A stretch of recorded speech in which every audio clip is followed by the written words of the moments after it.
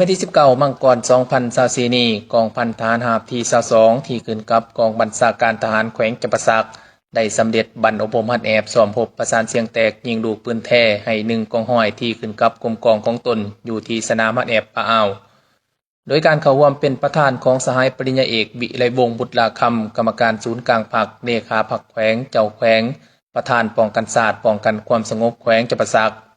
สหายพลจัตบาสุไกพิมสารคณะประจำพรรคแขวงรองประธานผู้ประจำการคณะกรรมการป้องกันศาสตร์ป้องกันความสงบแขวงเลขาคณะพรรคหัวหน้าการทหารกองบัญชาการทหารแขวงจำปาสัก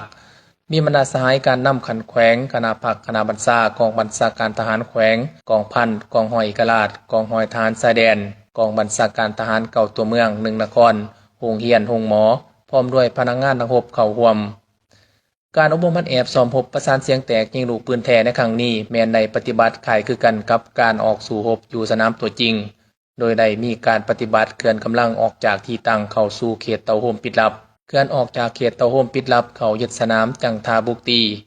ในการซ้อมรบแม้นได้ปฏิบัติตามลำดับการบรรษาของขันกองห้อยขันหมวดและขันโมในนั้นได้ให้แต่ละภาคส่วนปฏิบัติขั้นตอนการรายงานถึงแผนที่ขาดการแผนการสู่รบวางความตัดสินใจในการบุกตีศัตรูผ่านการหัดแอบซ้อมรบอยู่สนามตัวจริงเห็นได้ว่าพนักงานรบแต่ละสหายได้เอาใจใส่ในการดำเนินวิธีการของการหัดแอบสามารถกำได้ทุกบาทกล่าวการเคลื่อนทัพตัวจริงได้เป็นอย่างดีกำเนียนด้านภูมิประเทศผู้มวลใส่พาหนะสู่รบและจัดวางกำลังถูกต้องแทดเหมาะกับสนามตัวจริงจนสามารถบรรลุได้ตามเป้าหมายที่กำหนดไว้และรับประกันความปลอดภัยห้อยส่วนห้อย